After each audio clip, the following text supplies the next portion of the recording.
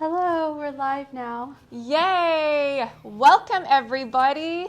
I'm Cece from Down to Earth and very excited as always to cook with you on our Cook With Us Facebook Live cooking demo. So the recipe we're making today is actually this healthy carob cake here, and you can find the recipe at d2e.co/carob cake if you want to follow along with the recipe today. A little bit of glare. Oh, sorry. No worries. There's only one person here right now. Oh, okay. Well, welcome to the one person who's viewing at the moment. We know that that number will soon grow. But while we're waiting for a few people to come along, just wanted to let you know that I am doubling the recipe that is on the website today just to fit into the cake pan that we have. You may have a smaller cake pan. If you have one that's about this size, doesn't have the size on the bottom, but about this big next to my head, I actually doubled the recipe for this cake pan. I used to have a much smaller cake pan from when I wrote this recipe. So this one is pretty standard spring form cake pan. Yeah, and for those of you who are wondering what carob is, there may be some of you, carob is actually a great cocoa alternative. It looks like this right over here. Might see if I can zoom that in for you. Thank you, Cynthia. So it's basically like a powder. It comes in a pod form actually, and then they grind it up into this powder, which looks a lot like cocoa powder. And you can substitute it for cocoa powder pretty much 1-to-1. If you're substituting it for cacao, which is a lot more bitter, I would actually recommend reducing the amount of sweetener in your whatever recipe you're using it for, just because carob is actually naturally sweet compared to cacao. How are we going? Do we have some people here at our demo? Great. So let's get started with this recipe.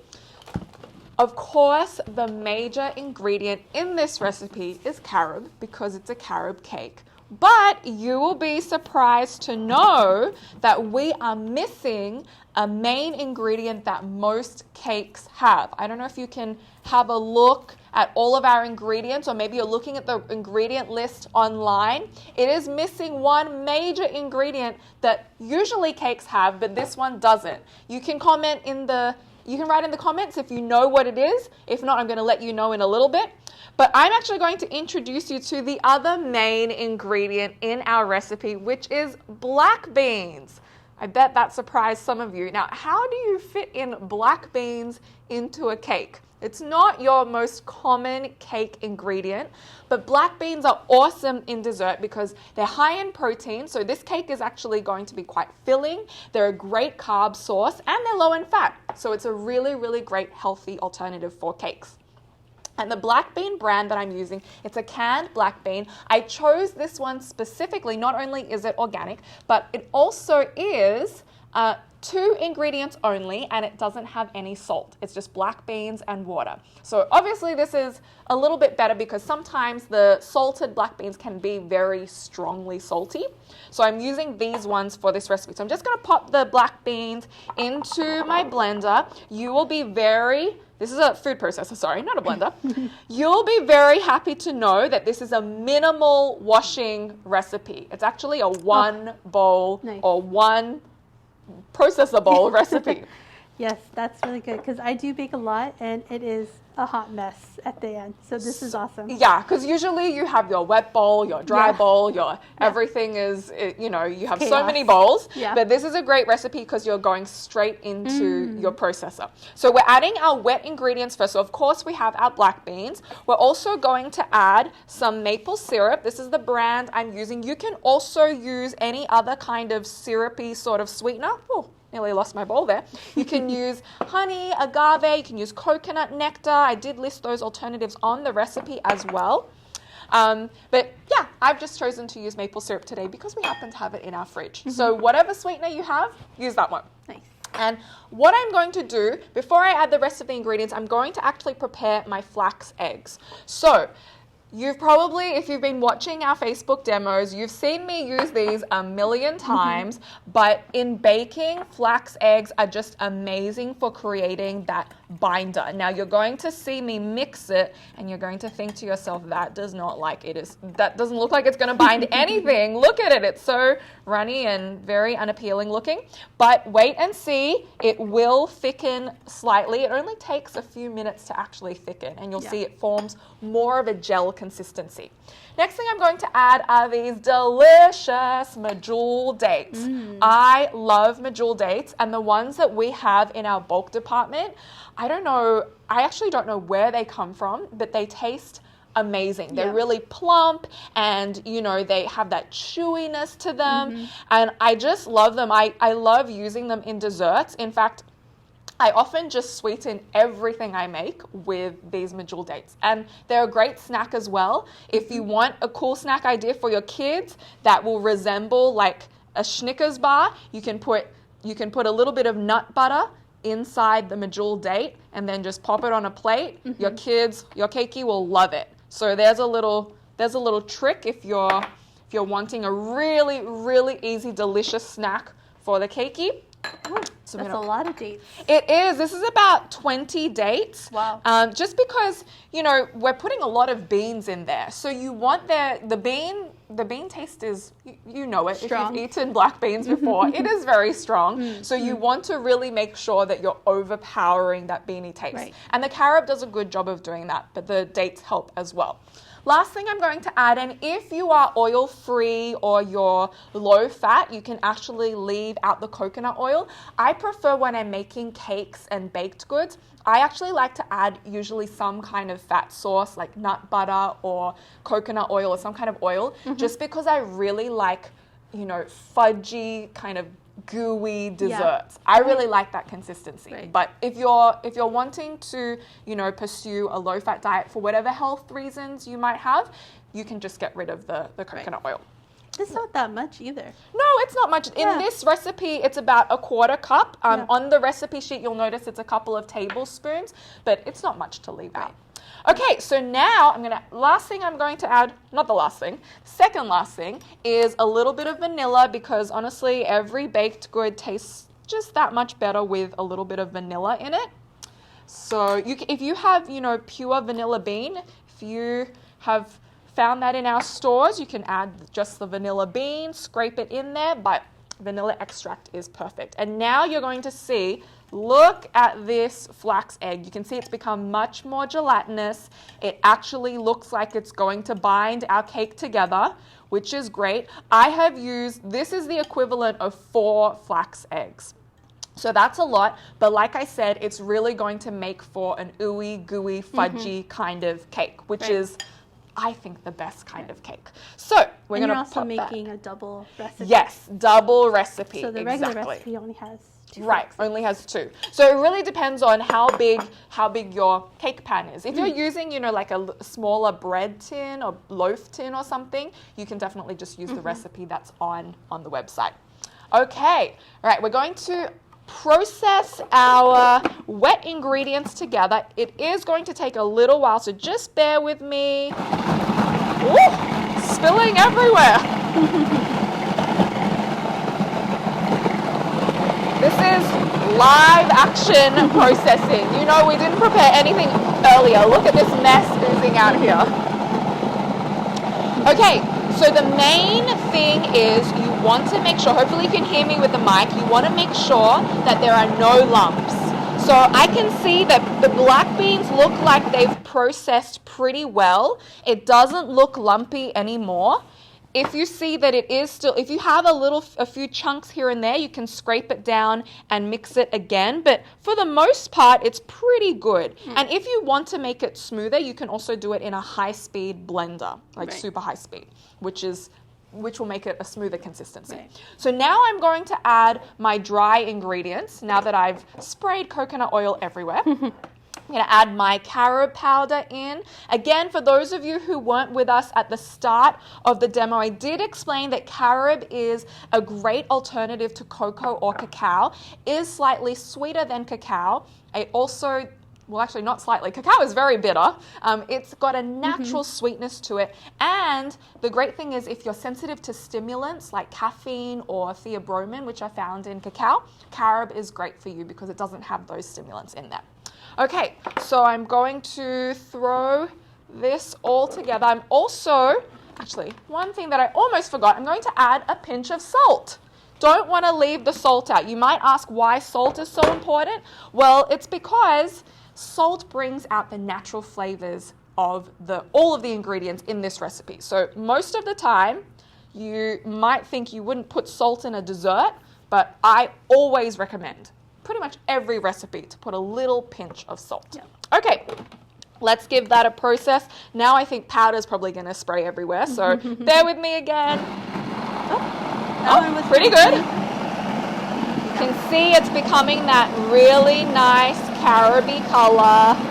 All the powder is getting blended in there. Okay, that looks pretty good. It looks very uniformly distributed. So now you can see this is what it looks like. So what we're going to do, put this on this side. You don't even need to cook this. Right, you can just eat it. Amazing. And that's the great thing because there are no eggs in there. Yeah. So you can just eat. That's the great thing about making plant-based baked goods. You can just eat it as is. Yeah. Make it into a mousse or a pudding. Yeah. Totally up to you. But just for the purpose of this demo, we are going to bake this cake. Okay, so we're going to spoon it. Let me move this slightly aside for you. Move over here. Yes, I'm going to spoon this into my pan.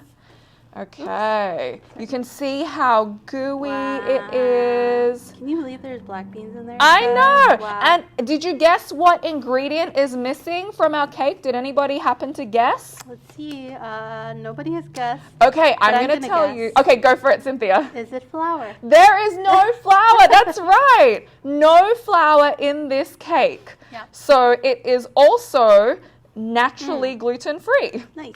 Yeah. So the black beans, because of their fibrousness, they kind of help bind everything. Exactly. Together. They actually bind everything together. Nice. Plus the flax eggs definitely help as well. The best part is we'll get the batter. Later. So what I'm going to do is just spread this around. And if you're like me and you like things to kind of just fall very naturally, I often will give it a little bit of a hit as well and try and sort of move it around like that. Yep. You can see it spreading. That also helps to prevent any unnecessary air pockets. Yes, exactly. Okay. Oh man, this looks so good, guys. And it smells good. That's the thing about carob. It has this really nice sweet smell to it. Okay. So I am going to, you know what I didn't do? I didn't remind you to preheat your oven, but that's okay. You can heat your oven to 350 degrees Fahrenheit and then pop it into the oven. Nice. So I'm going to pop it into the oven. It's not going to cook because I do have one that I prepared earlier for you. Don't want you to wait. Right. Not going to make you wait half an hour for that one. So it's half an hour, 350 degrees Fahrenheit. And now we're going to come over and see the finished result. Nice. Okay. And this is a 2 times recipe as well? Yes, double this recipe? is double the recipe. Okay. And let me pop this open for you. I prefer to use a springform pan, and I used a little bit of parchment paper on the bottom, but I did also grease the sides just so it pops open a little bit easier because I find that it's really hard sometimes to pop it out of a tin. Yeah. Okay, there we go. There is our yummy carob cake. And I'm going to actually cut this for you to see the inside, but it's very fudgy. Nice. So what I would recommend, if you prefer a more spongy texture, then I would recommend you actually put a little bit of baking powder. But if you like that ooey gooey kind of taste, then you should just do what I did and if you want more of a brownie fudginess, nice. Okay, So this is a more dense cake. Yes, exactly. Okay, let me see if I can remove this one. And I mean, that's true when you have like a flourless cake anyways. Right, it's always a little bit more dense. And that's kind of the idea of it. Oh, Which actually really helps because since it's dense, it's more gooey. Yes, exactly. It feels more rich and indulgent when something is more gooey. Exactly. You know what? I'm going to cut it with another knife so that I can actually lift it out because it is very, very gooey. All right, here we go. Sorry, can you repeat how long you left it? It was in the oven for half an hour. Half an hour. Yes. Yeah. If you want it to be more, it's Look actually how fudgy sticking that to the bottom of the. There we go. Oh God, look at that. So fudgy. Yum. I am all about fudgy cakes. There we go. Ooh. Oh, there we go. Yummy. Let me pull this out for you. So I guess if you wanted a little bit more, less dense, Oh, that's or what I less got. The parchment paper. fudgy, maybe. You can cook it a little bit longer. But I mean, who wouldn't want this fudgy? Right. Oh my gosh. I'm going to cut myself Looks so good. a little bit. And you know what? While you're eating that, maybe you can answer. Oh, you have some questions? Don't have any questions right now, but I'm assuming someone's going to ask, what is the flavor difference between carob and cacao? Okay, carob is very naturally sweet.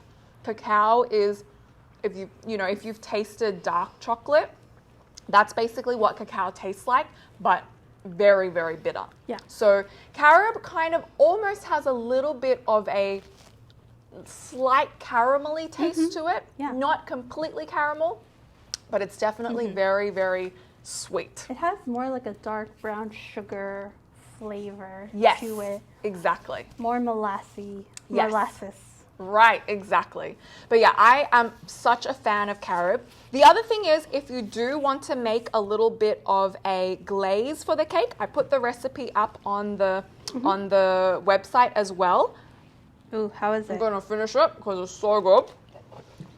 I honestly, Can you taste the black bean? I'm sure you everyone's cannot. gonna- You cannot taste the black bean. And it- that's why you need to add the right amount of dates and the right amount of carob. Because if you don't add those dates, you can actually taste the beany kind of flavor. Is it very strong in the date flavor, or do you think the carob is stronger? You know, because carob does have a very strong flavor, Yeah. a little goes a long way. And you'll find that carob generally, you can add, I actually only added about half a cup to that double recipe. And it gives the color, it gives the sweetness, it gives the flavor. So you'll find that you actually don't need to add as much as cocoa powder or cacao. Right. But if you are wanting to follow a recipe in terms of the consistency and make sure it's the same consistency as you would if you baked the cake the way the recipe calls for it, then I would just substitute it 1 for 1. But honestly, you can just add a little bit. In fact, to this glaze, I'm only going to add probably a couple of tablespoons there. So you're putting in some soy milk Soy milk, that's a little bit more soy milk than I was going to add, but that's okay. or any I'll other put the- non-dairy milk. Any other non-dairy milk is good. And then a little bit of maple syrup. Nice. So this is just for the sweetness. Yeah. So the only sugar in here comes from maple syrup or Yes. the dates. Right. So, So no refined sugars. no refined sugars in this. That's why we call it a healthy carob cake. Yes. Okay. I mean, if that's what healthy looks like, I would eat more healthy every day. I know, right? So you can spoon this over, you can drizzle it over. It's really up to you how you want to pop it over. In fact, I a long time ago, and I haven't done it since, I actually made a little well in the middle of the cake. Ooh, like a lava cake. Right, and I popped it in right before I brought it out of the oven, so it was cooking for less. Nice. It was really, really yummy. Oh God, is there anything better than something smooth and shiny? to look Right, at? Oh, and you can just drizzle it. This is not a very good Wow. drizzle, but here we go. yeah, and it's maybe some like fresh fruit on top. Yes, fruit, maybe Maybe some raspberry. shredded coconut. Yum. Yes. And then how long do you think this would be good in the fridge for? It'll last about a week in the fridge. If it lasts a week, I mean, how long does cake usually last in your fridge? In mine, not usually a week. Yeah. But yeah, about a week you can keep it in the Nice. fridge for. Yeah. So it's a very moussey, fudgy, rich, gooey kind of cake. Yeah, it's almost a brownie cake, really. It is. And, you know, it's very different to, we did a carob brownie recipe a couple of weeks ago, and it's actually a very different recipe to that brownie recipe just because, you know, we're using beans. Yeah. It's flourless. So you can interchange those. If you want to use that recipe in a cake tin, you can do that. Or if you want to use this recipe as a brownie and cut them up, you can do that also. Nice. If you are going to cut them up into smaller squares, because it's very fudgy, I would recommend cooking it for a little bit longer. Or even cutting and then cutting halfway and then cooking it again so that the insides of the cuts can cook as well. And then if you want to do it so in like a little cupcake tins, instead you can cook it for a little bit longer so it doesn't ooze out of your hand. Yes. Keep in mind that the smaller your pieces are, if they're in cupcake tins, they will cook much quicker. So 30 minutes in the cupcake tins will be a less fudgy consistency. It's still good, but less fudgy consistency than a big cake for sure. Nice. Yeah. No questions so far. Great. I think people are just amazed mesmerized by this cake. I mean, this is such a good chocolate alternative. Right. And if you joined in late and you want to get the recipe, it is d2e.co/carob cake. And we also, but thank you so much for joining us. Of course, we will be back on Instagram on Friday at 12 p.m. for another episode of Cook With Us. And of course, next Tuesday at 12 p.m. here on Facebook Live. So make sure you tune in, and in the meantime, enjoy cooking. Tag us on your social media accounts. And thanks so much for watching. Aloha. Bye, everyone.